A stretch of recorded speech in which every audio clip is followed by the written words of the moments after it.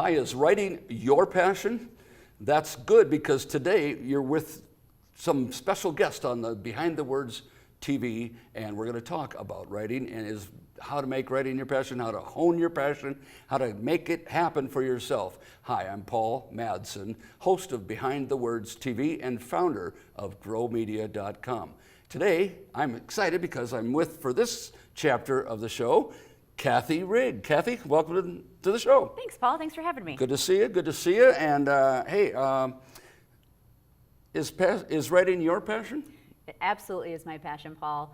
And I always like to say, writing isn't what I do, it's who I am. I love that. Writing isn't what you do, it's who you are. Give us some backup to that. Back that up. Sure. So I am a children's author. I write middle grade fiction for 4th, 5th, and 6th grade kids. And I have been writing made-up stories since I was in kindergarten. Kindergarten, yes.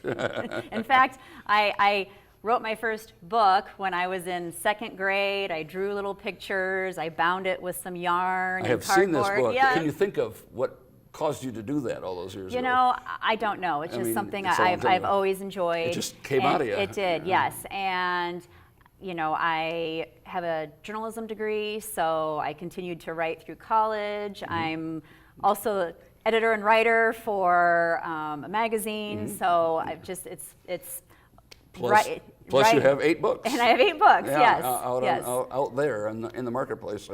Well, tell us about the most recent one here. Sure. So the Butter Brickle Bond. This is a historical fiction book for 4th, 5th, and 6th graders. It's essentially a friendship story. It's the story of 2 12-year-old girls. It's set in Omaha in the year 1926, and it's about their unlikely friendship that leads to the discovery of America's favorite ice cream, Butter Brickle. Yeah, yes, well said, well succinctly said. Your passion for writing, I mean, you've done, this is kind of a different one. You've got some series and some other. I mean, tell us how you select what you're going to write next, because you've got 2 or 3 different kinds of books out there. Right, yes. So I've written magical realism books, adventure books. This is historical fiction, and I read a lot of fiction. Yeah, so you know, it's like anything else. If there's something I want to try, a genre I want to try, then I go for it. Sure. Well, I asked at the start of the show, do people have a passion for writing? How do people select? What's your advice for people to select what they're passionate about? How do they find out what they're passionate about? How do they know? Right. I mean, so often people say, I want to write a book, but I don't know what about.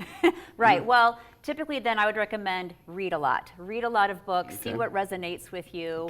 You know, think about, okay, I really like this book. What is it that I like about it? And is that something that you could translate into your own story somehow? Okay, sure. Well, you said you have a journalism background. You went to college for journalism? I did, and yes. Where and when? Yes. I almost said when. Can't ask that. Yes. Just a couple years ago for college, yes. I was actually graduated from Iowa State University, so with a degree in journalism. Yes. And did you work in news world or magazines? Magazines, yes. all the way along. So I did a lot of some public relations, media relations, but really a majority of it has been in magazines. Okay, the whole ever since college.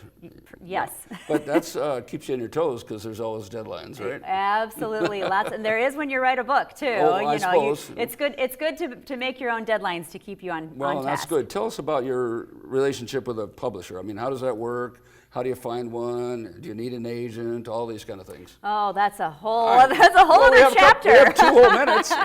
We have 2 whole minutes. So personally, I have a small independent publisher called No Wonder, and they publish just children's books. Okay. So that's what I've used for all 8 of my books. Okay. And wow. Okay. yes. And you know, there's all different. You can self-publish. There's small publishers. There's hybrid publishers. There's the large, traditional publishers. So there's a lot of different ways that you can get published, which is great. Yeah, well, that's nice. There's lots of options. We were talking before the show about print on demand and how don't go out and order 1,000 copies of your book because you may not sell 1,000. They may sit in your garage.